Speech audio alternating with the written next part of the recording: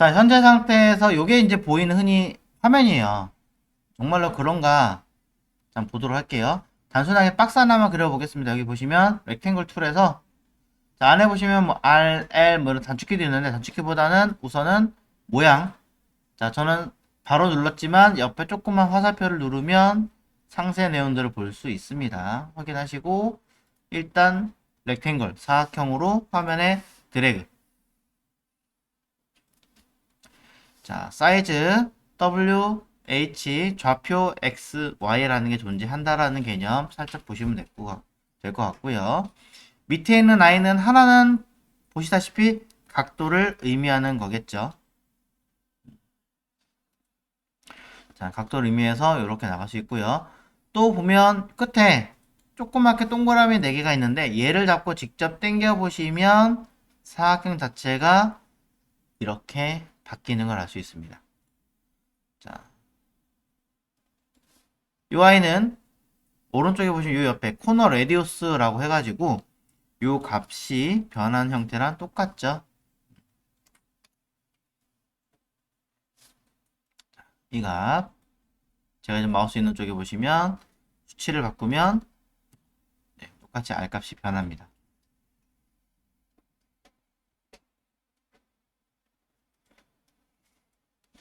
자, 파악되신 상태에서 제가 일부러 약간 회전을 시켜놨는데 회전 안 해도 됩니다. 자, 정해진 프레임에서 바깥으로 쭉 움직여 볼게요. 그러면은 프레임 바깥으로 튀어나간 라인은 가려지게 되어 있습니다.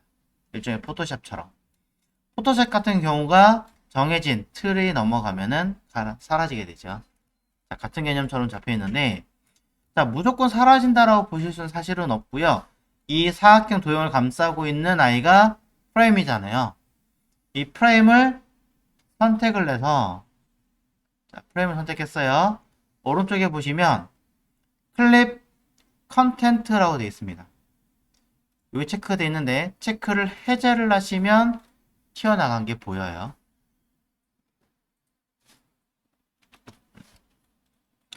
자, 클립 컨텐트라고 하는 아이는 정해진 영역보다 바깥으로 튀어나갔을 때 이 부분을 보이게 할 거냐 가려지게 할 거냐 이거를 의미하는 겁니다. 체크를 하면 당연히 이미지가 안 보이게 될 거고요. 체크를 해제를 하면 이미지는 당연히 보이게 되겠죠.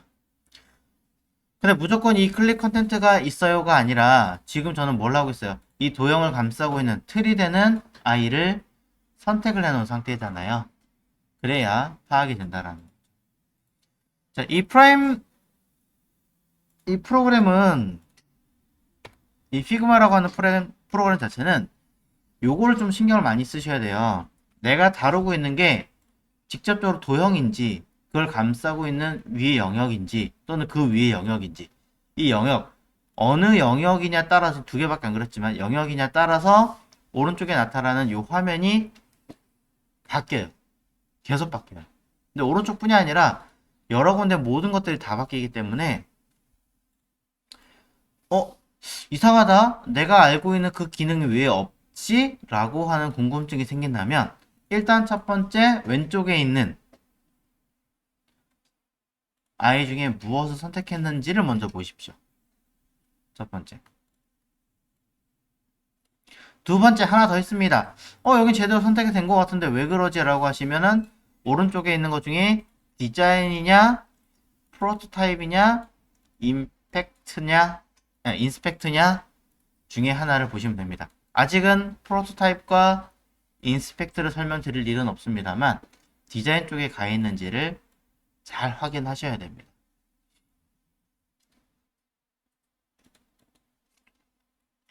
자, 내용들 설명을 좀 드렸으니까 다시 돌아가서 진행하겠습니다. 넘치는 것들은 보이지 않게 할 거니까 저는 클립 컨텐트 체크할 거고요. 자, 현재 이 상태로 웹이 뜬다라고 가정을 하면 어떤 결과가 나오는가? 상단에 이건 저의 계정 로그인한 거고요. 이건 누군가가 공유할 때 그 옆에 보면 프리뷰 버튼이 있습니다. 자, 실제 이름은 프레젠트라고 써 있는데 프레젠테이션이라는 뜻이겠죠? 체크를 하시면 여러분들은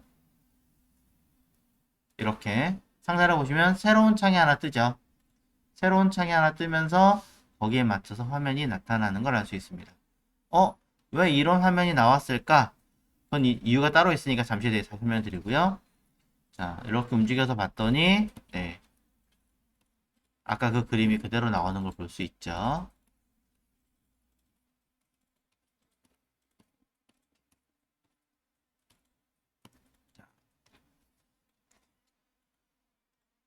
저는 지금 스마트폰이 나오는데 어떤 분들은 스마트폰이 아니라 다른 그림이 나올 수도 있습니다. 닫고 돌아가도 되고요. 그냥 바로 닫아도 돼요. 닫고 나는 분명히 PC 사이즈로 만들었는데 왜 그러지? 라고 하신다면은 자, 다시 프레임 선택하고요. 오른쪽에 디자인이 아니라 프로토타입을 잠깐 보시면 여기에 들어있는 기기가 아마 그렇게 잡혀 있을 수도 있어요. 자, 아무것도 선택이 안 되어 있네. 자, 여기에 띡 있자.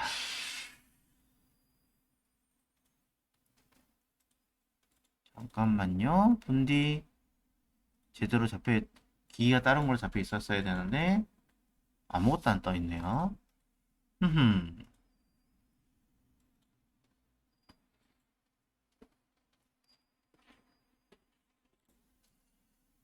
안 보여가지고 지금 제가 그랬는데 프로토타입에 오프닝 디바이스 뭐 있었을 거예요. 제가 버튼을 찾다 보니까 안 보여가지고 눌렀는데 이렇게 떠 있거든요.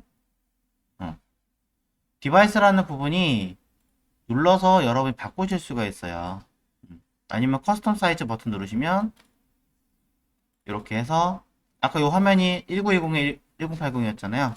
1920에 1080 하시면 이제는 디바이스 환경이 바꿨기 때문에 PC로 나옵니다. 자, 혹시 모르게 다시 한 번 더 보여드릴게요. 딱 끄고 새로운 문서에서부터 한번. 자, 아예 새로운 문서를 만들어 보겠습니다. 여기서도 뉴 파일 걸을 수 있습니다.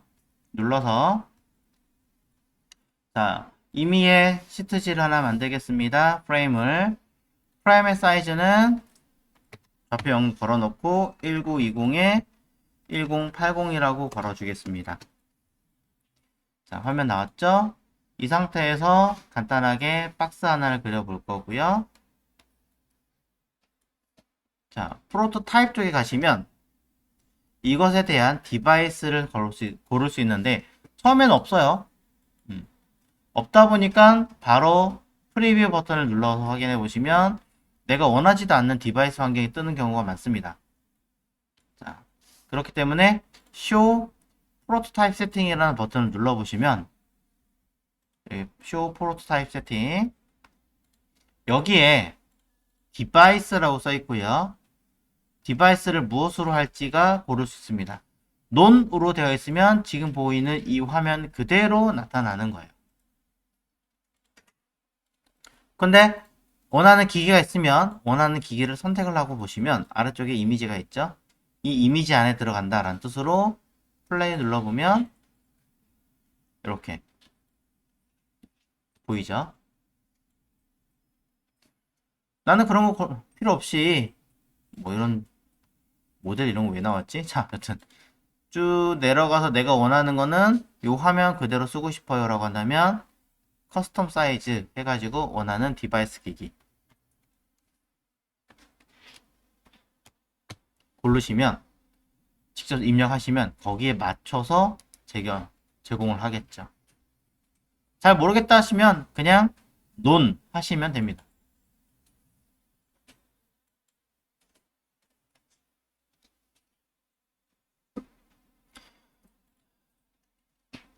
아예 어떤 뭐 브라우저 이미지까지 있으면 좀 더 좋았을 텐데 그렇진 않네요.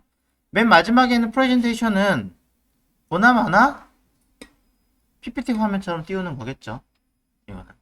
그래서 뭐 이렇게 이거 가지고 PPT도 쓸 수 있다 이 얘기 하는 거예요.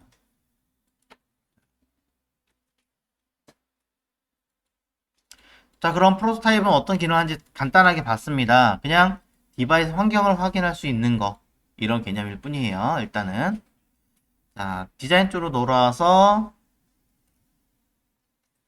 약간 이제 진행을 조금 해보도록 하겠습니다. 자, 이번에도 약간 툴 개념이라고 보시면 될 것 같아요. 화면에다가 도형을 하나 그려볼 건데요. 아까처럼 사각형 하나 그려볼게요. 사각형을 간단하게 하나를 그려 보았습니다. 자, 사이즈를 위아래로 조절하려면 아래쪽에 마우스를 딱 갖다 대면, 선택한 상태에서 아래쪽에 마우스를 갖다 대면 이렇게 위아래 화살표 모양의 아이콘으로 바뀌죠. 얘를 그대로 마우스를 누르고 위로 쭉 올리면 수치가 바뀌면서 사이즈 변경되는 걸 확인할 수 있습니다.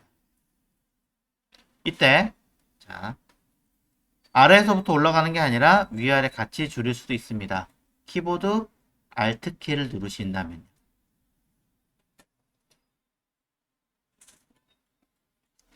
마찬가지 오른쪽에서도 마찬가지입니다.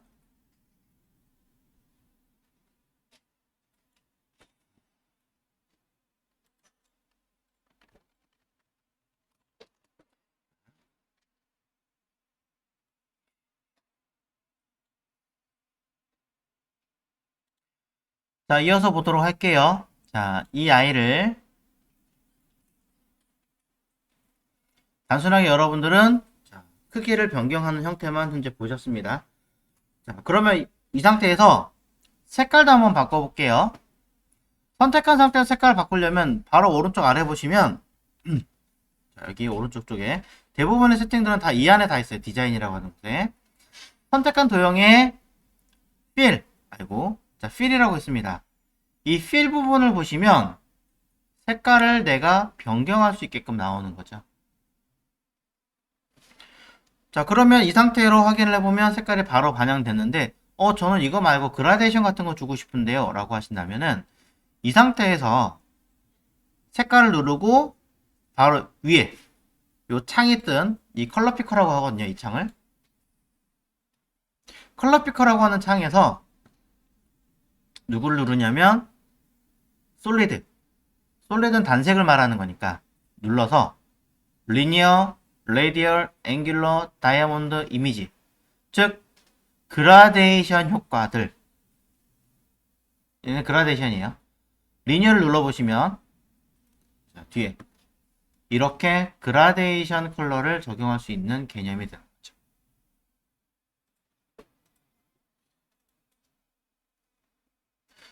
자, 재미있는 사실은 색깔이 하나 있는 상태에서 색깔 하나 또 추가할 수 있어요. 하나를 더. 그리고 이 아이가 솔리드로 할게요. 위에 있으면 밑에 있던 색깔에서 여기 제가 방금 전에 만들었던 그라데이션 컬러에서 그 위에 얹어지는 형태로 색깔이 들 테니까 당연히 이 색깔은 안 보이게 되겠죠. 자, 다시 한번 보여드려요. 색깔 하나 있습니다. 아무거나 색깔을 만들었는데 그 중에 제가 리니어를 했어요. 자, 아무거나 찍었고요. 리니어에서 하나는 색깔이 있고 오른쪽에 얘는 보시면 반투명한 형태로 되어 있네요. 색깔은 당연히 이렇게 선택하면 테두리가 딱 있는 상태에서 내가 원하는 대로 아래쪽에 색깔을 반영할 수 있습니다. 100% 제로 투명도죠. 자, 일부러 한쪽은 반투명하게 한쪽은 있는 그대로 해놨습니다. 자, 닫을 거고요. 이 상태에서 똑같이 면 선택한 상태에서 필의 끝에 보면 플러스 키가 있습니다. 누르시면 하나 더 채우는 거예요.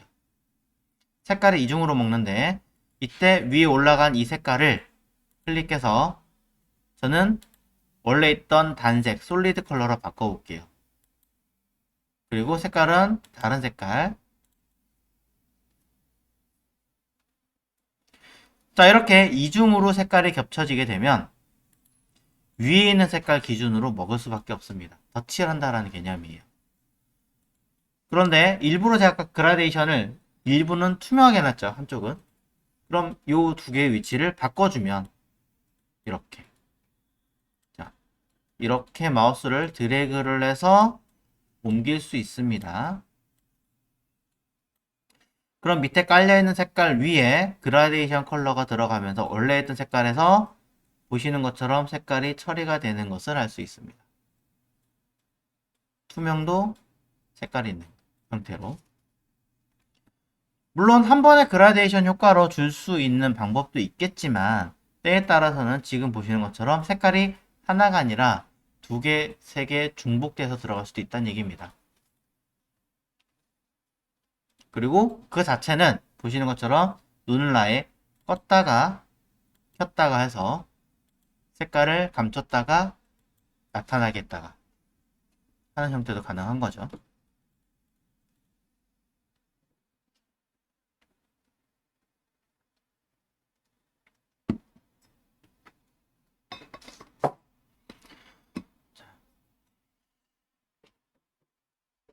자, 색깔 주는 방법 간단하게 보셨습니다. 자, 하나 쓱 옆에 놓고 자, 도형 하나 또 그려볼게요. 자, 어떤 도형에도 관계없습니다. 또 하나의 도형을 화면에 그려보겠습니다. 자, 그려진 이 도형을 자, 이번에는 필, 색깔을 아예 없애볼게요. 자, 마이너스 누르면 선택되어 있는 이 아이의 색깔을 삭제를 하겠죠. 도형은 존재하지만 아무래도 색깔이 없는 아이로 인식될 수밖에 없습니다. 있던 자리를 이렇게 바깥에서 들어가시면 파워포인트와는 다르게 조금만 선택하더라도 도형을 선택할 수 있어요. 그래픽 개념은 대부분 아주 약간만 잡아도 잡을 수 있다는 개념을 가지고 있습니다. 자, 필 색깔을 없애주면 확인하기 어려울 텐데요. 대신에 스트로크, 선의 색깔을 줄 수 있습니다. 플러스 버튼을 누르신다면 필요한 색깔을 입력을 할 수 있죠. 보편적으로 그래픽 쪽에서는 지금 보시는 것처럼 아주 검은색이라고 불리우는 이런 000의 컬러를 많이 쓰진 않습니다.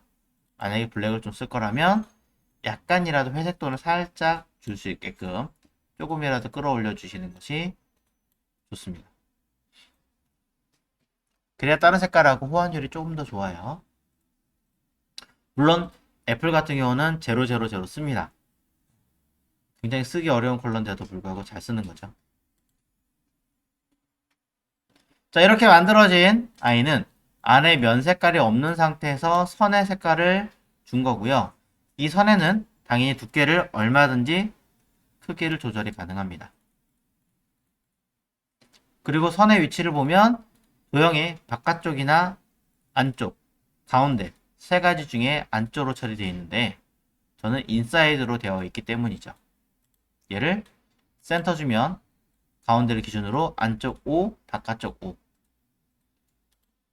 아웃사이드로 하면은 바깥쪽으로 10을 그대로 가져가게 되는 형태입니다.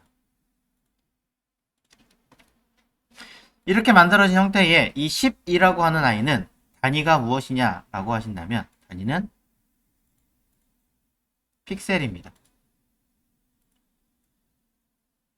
자, 이때 살짝 이야기를 해보자면 자, px는 pixel이라고 하는 형태가 되겠죠. 내가 알기로는 이 픽셀이라는 단위는 화면을 구성하는 어떠한 소자 크기를 말하는 거 아닌가요? 맞습니다. 네. 모니터 잘 보시면은 그 안에 조그맣게 점이 여러 개로 구성되어 있죠. 네. 점점점점 이렇게 그려져 있어요. 요거 하나를 1픽셀이라고 합니다.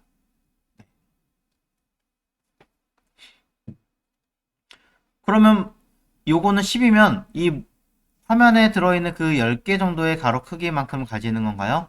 네, 맞습니다.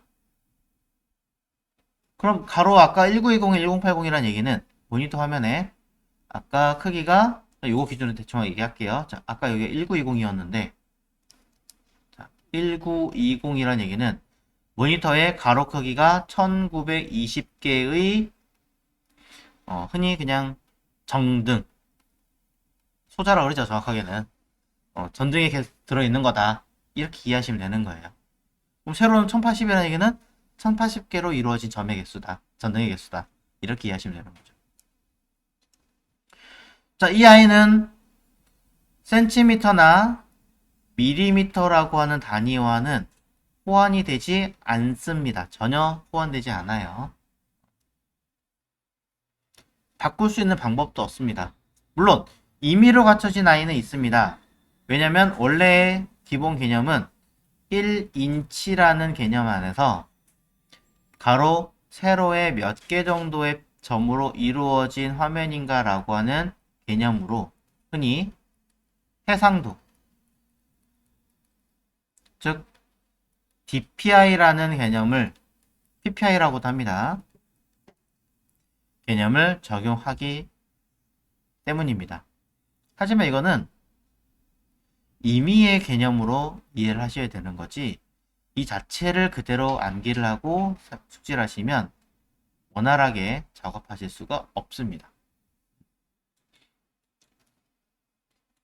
자, 그런 얘기를 좀 드리고요. 결론은 뭐냐면 이 10이라고 하는 i는 웹상에서 쓰이는 10픽셀이라고 하는 어떤 단위 값을 가지고 적용된 케이스다. 네, 밀리미터 또는 센티미터란 단위와는 완전히 별개로 제한되는 i다. 이게 핵심입니다.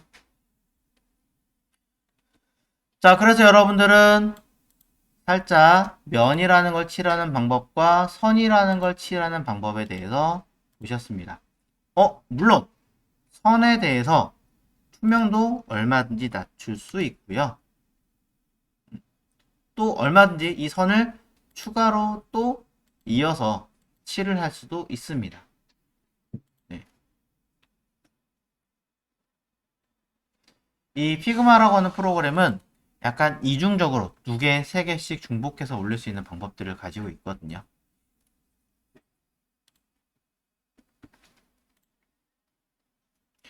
자, 하나만 더 그려보도록 할까요? 자, 박스를 하나를 더 그려보도록 하겠습니다. 자, 이때 면의 색깔을 적당하게 하나를 그려놨습니다. 자, 적당하게 썼고요. 아까 제가 면 색깔, 선의 색깔을 보여드렸는데 여기 익스포트와 이펙트인데 익스포트는 잠깐 신경 쓰지 마시고 이펙트라고 하는 부분이 있습니다. 이펙트는 우리나라 말로 얘기하자면 효과잖아요.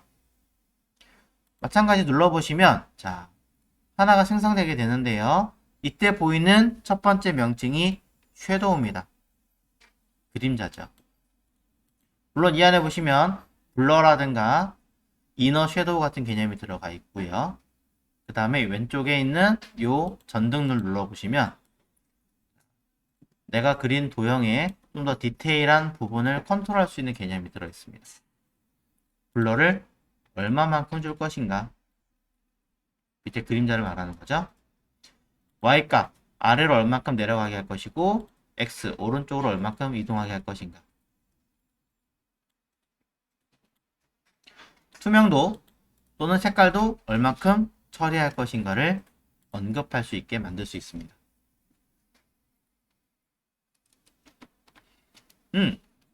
자, 이 부분 헷갈려 하시는 분들 계신데요.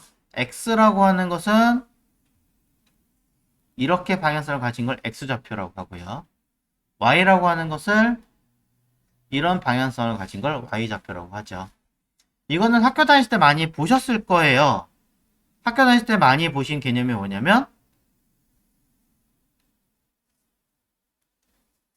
자, 이렇게 된 형태에서 가운데를 0이고 오른쪽으로 갈수록 플러스, 왼쪽으로 갈수록 마이너스, 위로 갈수록 플러스, 아래로 갈수록 마이너스다. 이렇게 배우셨을 거예요. 그쵸? 자, 근데 그래픽 쪽 프로그램에서는 아닙니다. 그래픽 프로그램에서는 위로 갈수록 마이너스고요. 아래로 갈수록 플러스가 됩니다. 그렇기 때문에 종이가 이 자리에 배치하게 되어 있고요. 자, 눈금자 같은 거 보면 한글이나 워드 마찬가지 다 어디가 있어요. 눈금자가 위랑 왼쪽에 달려 있잖아요. 그 이유가 이것 때문입니다. 그래서 도형을 그리면 항상 이렇게 이런 오른쪽 아래 방향으로 그림을 그리게 되어 있죠. 그래서 좌표를 보면 X 플러스 수치를 가지면 그림자가 오른쪽으로 갈 거예요. Y 플러스 수치를 가지면 아래로 갈 겁니다. 위로 가는 게 아니라. 마이너스 수치를 가지면 위로 갈 겁니다. 그림자 위치를 잘 보십시오. 자, 다시 한번 보여드리면 y값, 자, 그림자가 위로 올라가고 있죠? 마이너스 수니까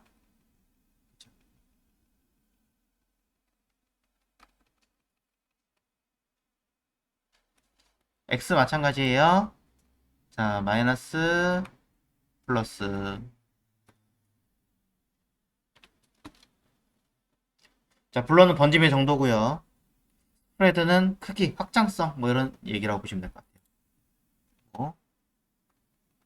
커지죠? 커지고 있죠?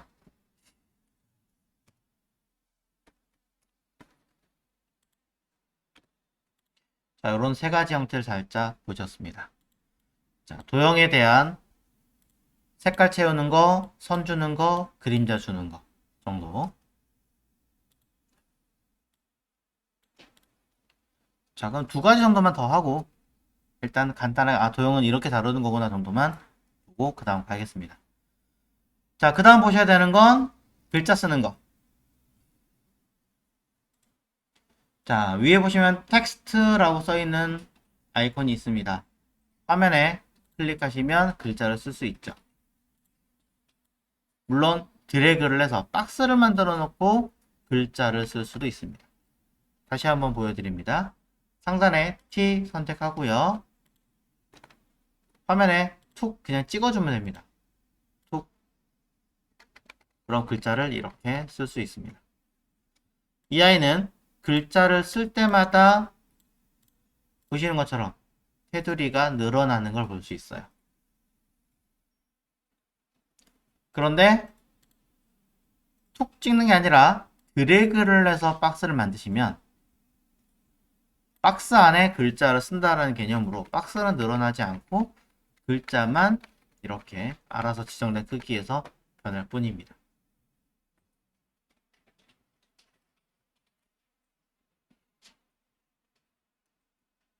자, 두 가지 조금 차이가 있죠?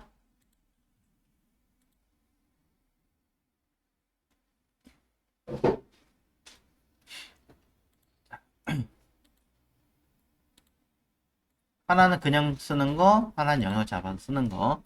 아무래도 이제 이런 것들은 그래픽을 써보시거나 아니면 도형을 써보시거나 해보신 분들은 많이 그런 비슷한 개념들을 많이 알고 계실 거예요. 파워포인트도 이런 식으로 개념이 있으니까.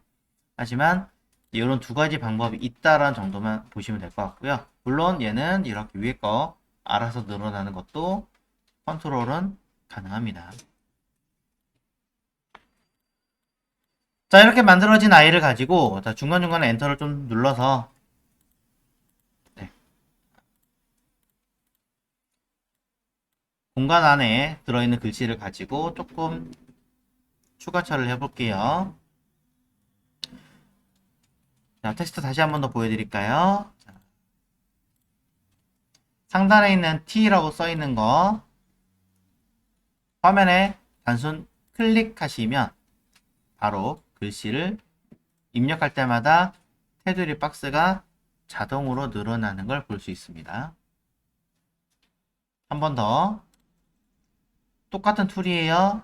선택하고 화면에 아까 사각형 그리듯이 드래그로 만들어주면 정해진 범위 이내의 글씨를 쓴다라는 개념으로 박스 크기를 넘어가면 자동으로 줄바꿈 처리가 됩니다.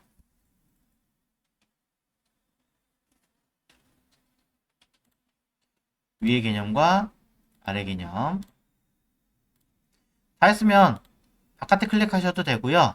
개인적으로 권장하는 건 키보드 컨트롤 H입니다.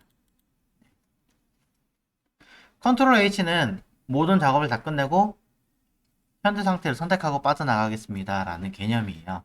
이거는 그래픽 툴에서도 똑같이 컨트롤 엔터라는 개념으로 쓰고 있기 때문에 단축키 자체는 기억을 해두시는 걸 권장을 드립니다. ESC 물론 최신 버전은 바뀌어서 큰 문제는 없지만 잘못 쓰면 뭐 열심히 쓴 작업 데이터가 한 방에 날아갈 수도 있어요. 그래서 컨트롤 엔터로 기억하십시오. 안에 있는 글자를 좀 수정하고 싶다 그러면 더블 클릭하시면 필요한 위치 커서 깜빡깜빡거리고 키보드 엔터를 이용해서 줄바꿈 처리가 가능합니다. 당연히 빠져나갈 땐 컨트롤 엔터.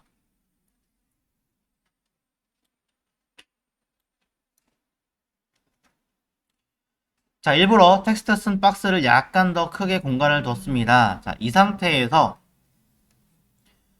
자, 컨트롤 엔터, 맥 쓰시는 분들은 커맨드 엔터입니다.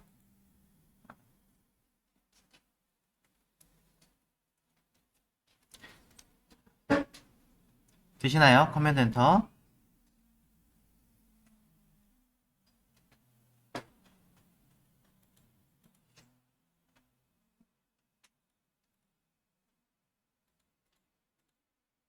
커맨드 엔터가 아닌가요?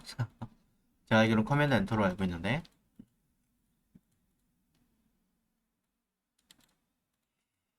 자, 보시면,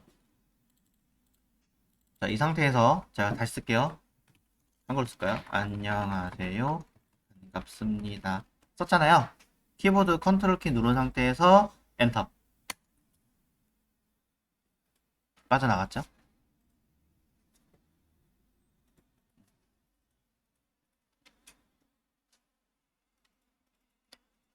자, 그럼 이 상태에서 박스가 일부러 제가 좀 키웠어요. 아까 요만큼 있던 거 그냥 쓱 이렇게 좀 키웠습니다.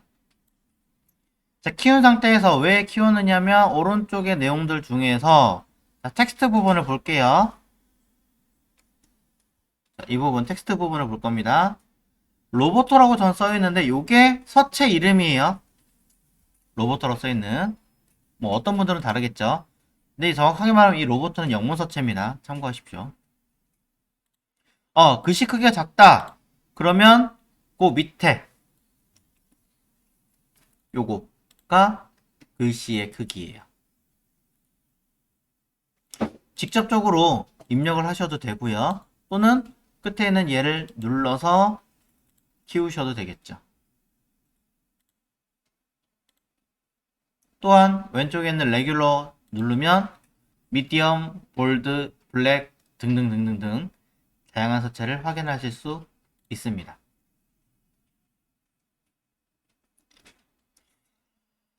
자, 산돌구름 같은 경우는요, 아마 안 먹을 가능성이 좀 높아요. 왜냐면은 이 피그마라고 하는 프로그램은 자, 너 왜 풀리질 않니?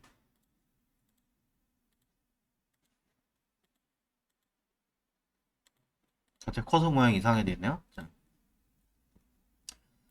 자, 그런 이제 산돌그룹의 여러 서체 때문에 필요한 거는 아까 피그마 사이트에서 여기 폰트 인스톨러라고 돼 있잖아요. 여기서 윈도우용을 서체를 추가로 다운받아서 설치를 하셔야 일단은 내가 필요한 서체들을 일단은 되고요. 근데 보시면 데스크탑 앱에서는 글꼴 설치 프로그램이 필요하지 않습니다. 안 깔아도 된다고 나와요. 그죠? 자, 이 서체는 여기 들어가 있는 기본적인 서체들은 컴퓨터에 들어있는 서체랑은 조금 다를 거예요. 쭉 찾아보시면 우리가 알고 있는 컴퓨터 서체, 뭐 맑은 고딕이라든가 나눔 고딕이라든가 지금 얘기하신 산돌그룹이라든가 이런 서체들이 아마 보이지 않을 겁니다. 네. 쭉 제가 지금 계속 보내고 있는데 아무리 봐도 네. M으로 한번 볼게요. M에 가서 산돌그룹이 있나 없나. 띡.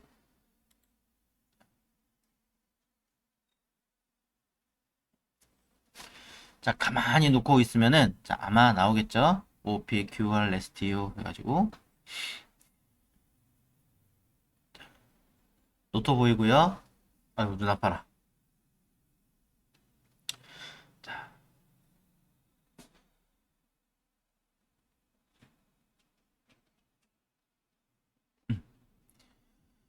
자 매직은 있고요. 그 다음에 맑은 고딕이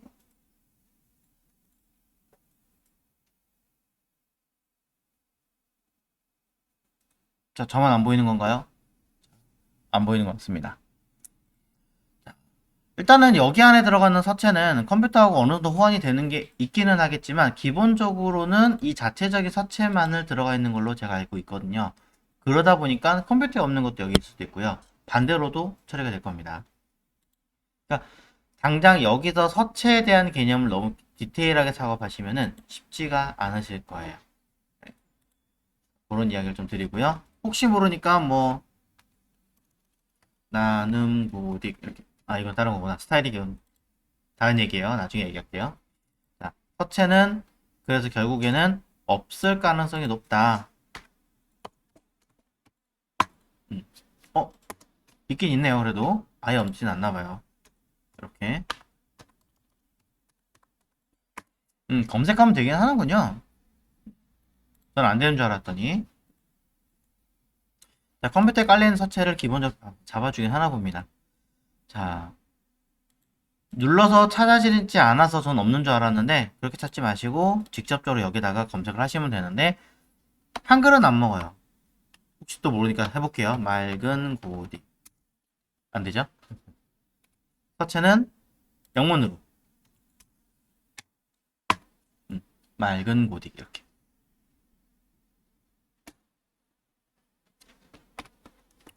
자, 그 다음에 서체는 영어로 검색을 하셔야 됩니다. 이 피그마라는 프로그램 자체가 한글에 써진다는 것만으로도 되게 감사한 프로그램이기는 해요. 서체까지 다 한글로 볼 수 있으면 좋겠지만 대부분 프로그램들이 사실은 그렇게 되어 있지는 않은 상태다 보니까 검색 자체를 또는 쓰는 용어 자체를 영문으로 바꾸시는 게 되게 중요합니다. 자, 밑에 여러 가지 내용들이 있지만 이거 왼쪽 정렬, 가운데 정렬, 오른쪽 정렬이겠죠. 아이콘이 너무 불편하네요. 잠깐 껐다 킬까요? 자, 중간에 저장 한번 하겠습니다. 자, 이거는 시트 아까 이름 작은 안 했으니까 해서 그대로 끄시면 돼요. 딱히 저장하고 자시고 할 게 없죠. 자, 껐다가 필요하면 다시 켜주면 됩니다.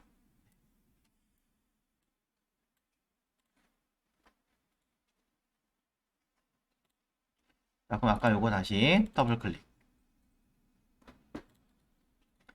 자, 왼쪽 정렬, 가운데 정렬, 오른쪽 정렬. 그리고 제가 위아래를 길게 만들어 놓은 이유가 그 옆에 있는 오른쪽에 있는 아이콘 3개인데요. 위로 배치할래? 가운데 배치할래? 아래 배치할래? 그 바로 위에 아이콘 3개가 있어요. 이 아이들이 맞춰주는 기능이라고 보시면 되는데, 자, 요거 처음에 있는 글자 모양에서 자, 요걸 눌렀어요. 자, 그랬더니 어떻게 되냐? 가로가 줄어요. 글씨 크기만큼. 두 번째 걸 누르면 위아래가 딱 맞춰져요. 글씨 있는 그 텍스트 크기만큼. 좌우, 위아래 박스를 맞춰주는 기능인데 이때 제가 박스 크기를 한번 이렇게 늘리면요. 다시 공간 생겼잖아요.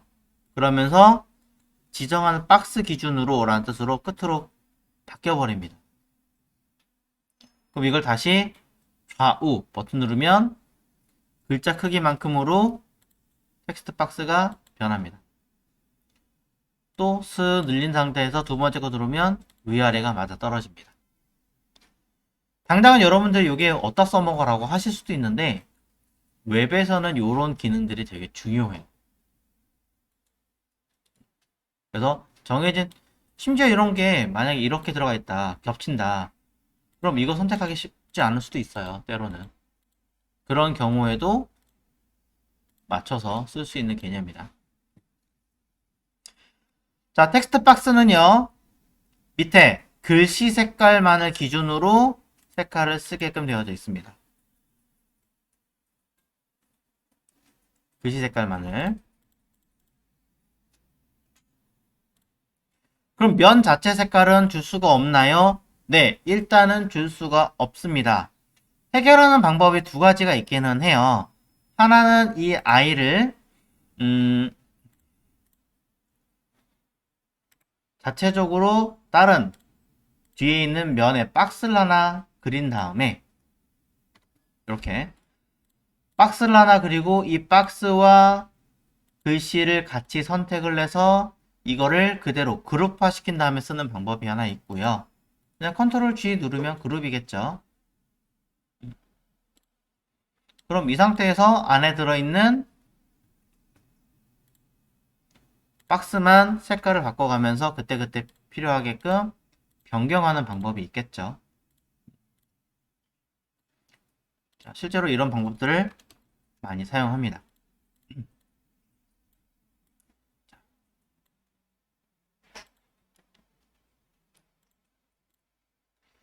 또 하나의 방법은 오토 레이아웃이라고 하는 어떤 개념이 있어요. 이렇게 오토 레이아웃이라는 개념을 하나 걸어서 이 상태에서 추가적인 어떤 작업을 하는 방법도 존재합니다. 자, 왼쪽에 보시면 모양이 조금 다르죠. 하나는 그룹 모양, 하나는 오토 레이아웃. 자, 지금은 일단 오토 레이아웃에 대한 이야기는 하지 않을 거예요. 그러면 개념이 너무 많아지니까 복잡하거든요. 요건 여러분이 좀 숙달이 된 상태에서 진행을 할 거니까 저런 게 있네. 근데 저건 왜 기능 안 보여줘? 안 할 거니까 신경 쓰지 마시라고. 그룹은 아까 어떻게 써요? 필요한 도형들을 여러 개를 선택을 했어. 그쵸? 클릭하고 키보드 Shift 누르고 클릭하시면 이렇게 추가적으로 선택할 수 있습니다. 근데 개인적으로는 Shift 말고 컨트롤 키로 왼쪽에는 레이아웃을 선택을 하십시오.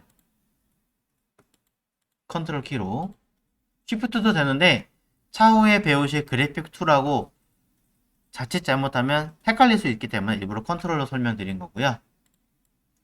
또 화면상에서 여러 개를 선택하실 거라면 클릭, Shift 클릭이 맞습니다. 얘는 또 왜 컨트롤이 아니라 Shift인가요? 보이는 상에서는 Shift로 선택을 하고요. 추가 선택할 때. 또 레이어상, 왼쪽에는 레이어상으로 볼 때는 컨트롤로 선택을 해야 필요하지 않은 아이는 건너뛸 수가 있습니다. 자, 단축키는 컨트롤 G라고도 하지만 마우스 오른 버튼 눌러도 보시면 그룹 셀렉션이라고 해서 그룹으로 선택할 수도 있습니다. 자, 그럼 여러분들은 일단은 첫 번째로 도형을 그리는 방법, 면의 색깔을 칠하는 방법, 선을 주는 방법, 그리고 글씨를 간단하게 입력하는 방법들에 대해서 개념을 보셨어요. 네. 자, 가장 많이 사용한다라는 개념, 어떤 툴을 다룰 때 첫 번째로 보셔야 되는 건 도형 그리는 방법, 화면 이동하는 방법, 축소, 확대, 문서 열고 간단하게 글씨나 뭐 이런 것들 하는 방법들만 보시면 1차적인 개념을 다 보신 거죠. 그럼 이제 두 개만 더 설명드리고 웹 프레임워크, 프로토타입을 그리는 방법들에 대해서 설명 좀 드리겠습니다. 자, 첫 번째 하실 일은 만약에 이 상태에서 그리드를 하나 그려놓고 필요할 수 있잖아요. 저는 미리 여기 위에 눈금자를 하나 꺼내놨는데 눈금자는 아까 플레이 버튼 눌렀던 곳 바로 옆에 보시면 자, 확대 축소 몇 %인지 볼 수 있는 것과 그 옆에 화살표가 있습니다. X 버튼 바로 아래에 있는 화살표를 딱 눌러서 누구를 쓸 거냐? 룰러 Shift R 이라고 하는 단축키를 사용하겠습니다. 그러면은 상단에 보시는 요 눈금자가 나타나고 사라집니다. 눈금자 위에서 마우스를 갖다 대고 아래로 끌어내리면 이렇게 가이드라인이 생기는 거죠. 이때 이것도 재밌는 건 당겼을 때 화면 안에 놓으면 바깥은 사라지고요. 화면 바깥에 놓으면 전체적으로 다 선이 생겨요. 뭐 인디자인 같은 편집 프로그램들이 이런 개념으로 사용하고 있죠. 안쪽에 선을 긋는 방법과 바깥쪽에 선을 긋는 방법은 엄연히 차이가 있습니다. 안쪽에 긋는 건 하나의 여기 있는 프레임을 기준으로 만든다 라는 개념이고요. 바깥쪽의 형태를 그린다 라는 개념은 하나의 프레임이 아니라 여러 개의 프레임이 있을 때 공통으로 위치하는 가이드라인이다 라는 개념으로 보시면 되겠죠.